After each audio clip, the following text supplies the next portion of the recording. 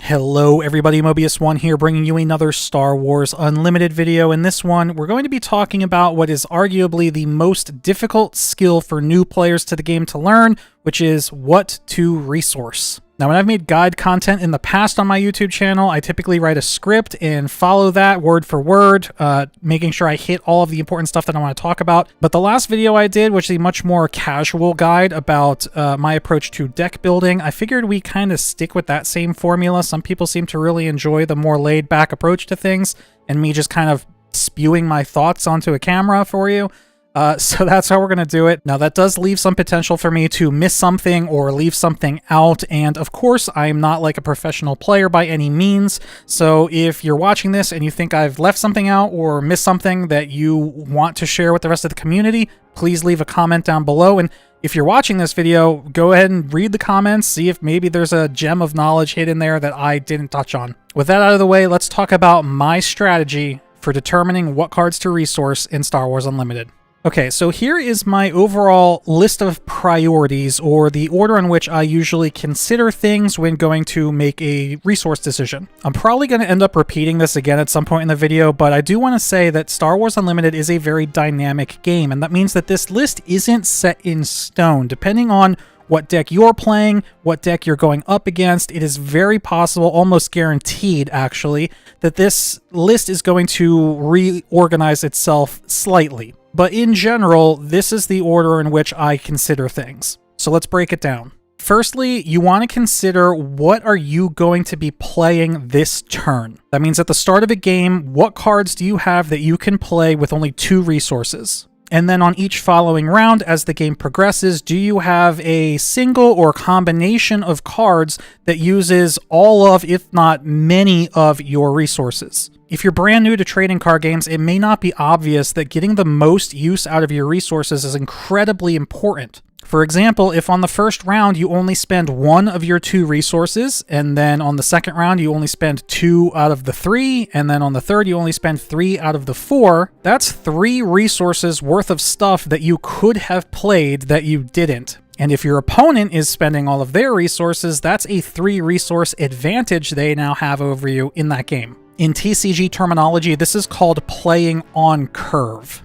And in most situations, if you can play on curve, you probably should. This transitions pretty cleanly into the second thing on my list of priorities, which is what am I going to play on the next turn? During the regroup phase, players do draw 2 cards before choosing a new card to resource. However, you really don't want to be playing Star Wars Unlimited in a kind of cross your fingers and hope to draw something that you can play kind of way. When resourcing cards, if you can hold on to a card that you not only can play this round, but also the following round, that at least guarantees that no matter what you draw during the following regroup phase, that you'll have something that you can play during the next round. I would say that if you can think even one step further and think like 3 rounds into the future, so for example, at the start of a game, having a 2-cost card, a 3-cost card, and a 4-cost card, that's really optimal. However, it's not entirely necessary because you will end up drawing 4 cards before the 3rd round, so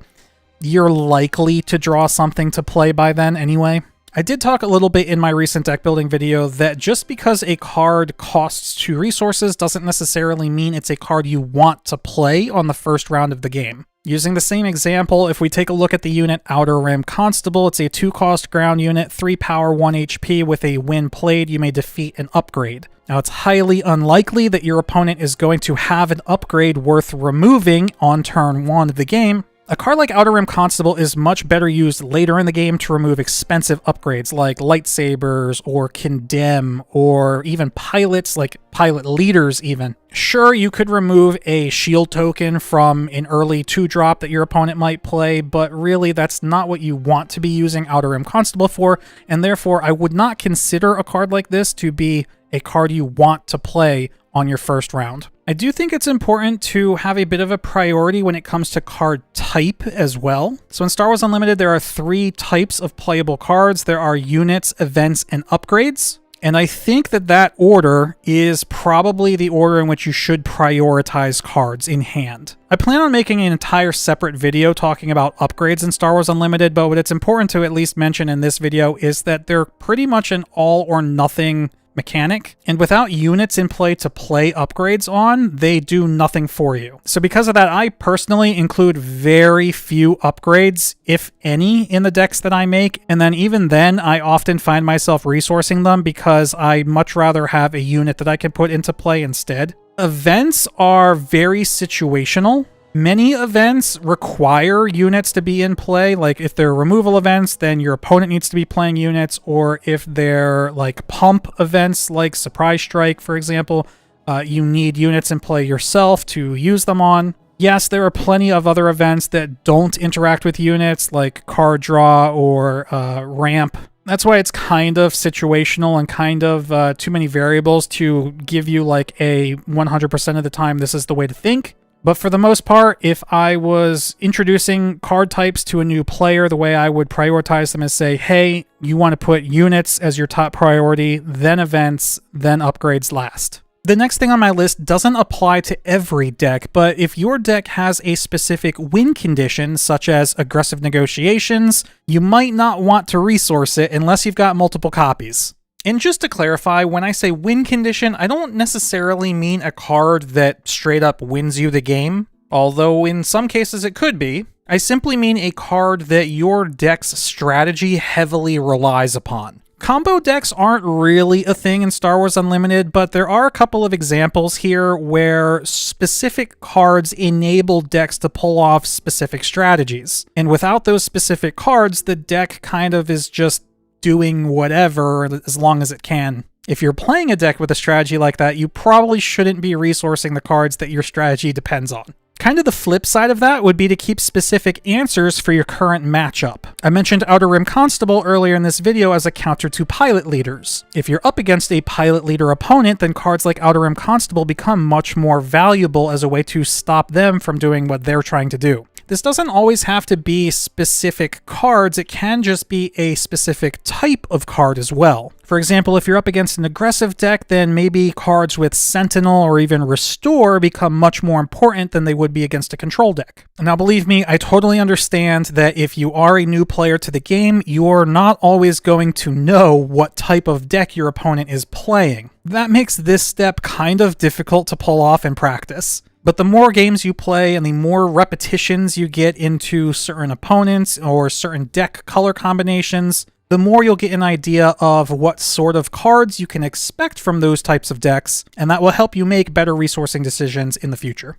Next, it's important to consider what stage of the game you're in. For instance, at the start of a game, resourcing an 8-cost card is probably a pretty smart idea considering you're not going to have enough resources to play that card for a very long time. I find that many new players find it difficult to resource their expensive cards early in the game because they like them. They really want to play those big, flashy, expensive cards. The truth of it is, though, if you don't survive long enough in the game to afford to play those expensive cards, then they're just a dead card in your hand. My general rule of thumb is I don't typically feel bad about resourcing a card that I know I won't be able to afford for at least 3 or 4 rounds. And then similarly, once the game does progress to a point where you have 6, 7, 8 plus resources, if you still need more, then that's the time to be resourcing your 2, 3, or even 4 cost cards.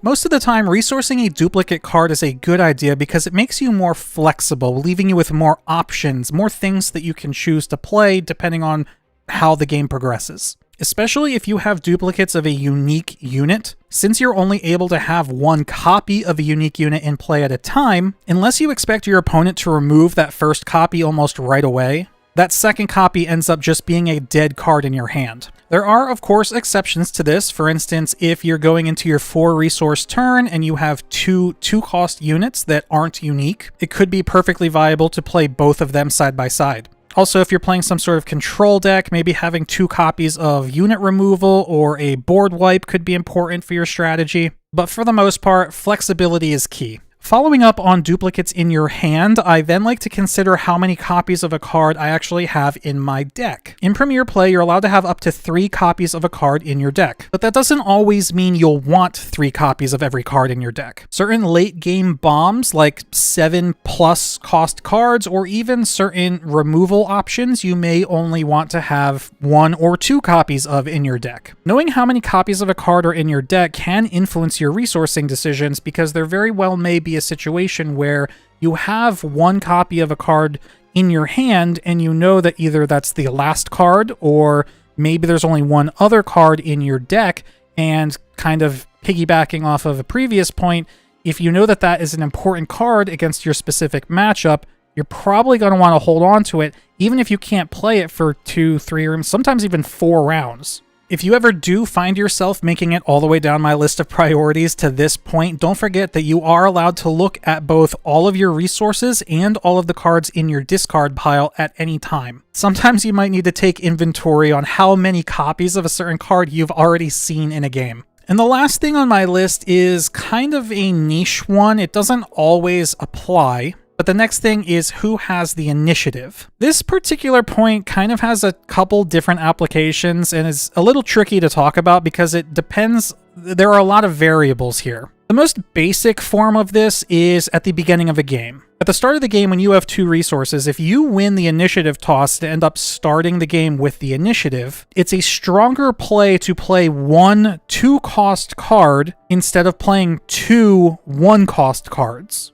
And the reason for this is pretty simple. If you go first and play a 2-cost card, and then your opponent plays a 2-cost card, you can then keep the initiative. Whereas if you start by playing a 1-cost card, your opponent plays a 2-cost card, and then you play your second 1-cost card, you have just given your opponent the opportunity to claim the initiative. This doesn't always have to be playing 2 1-cost cards either. It could also be like playing a 1-cost card followed by a 1-cost leader ability. The point is, by taking 2 actions to do 2 different things in the first round, even if you started with the initiative, unless your opponent is doing the same thing, they're going to be taking the initiative from you. This point also has a little bit of relevancy later in the game. For instance, if your opponent has a really big unit in play and you have a card that can defeat that unit before it attacks, if you have the initiative, then it's a much better idea to keep that card so that you can remove that unit before it has the opportunity to attack. But if your opponent has the initiative, then that might lower the priority of keeping that removal card because it's possible that they're just going to attack with that unit first. This stuff gets a little bit more complicated and it's very niche, very specific to the matchup, so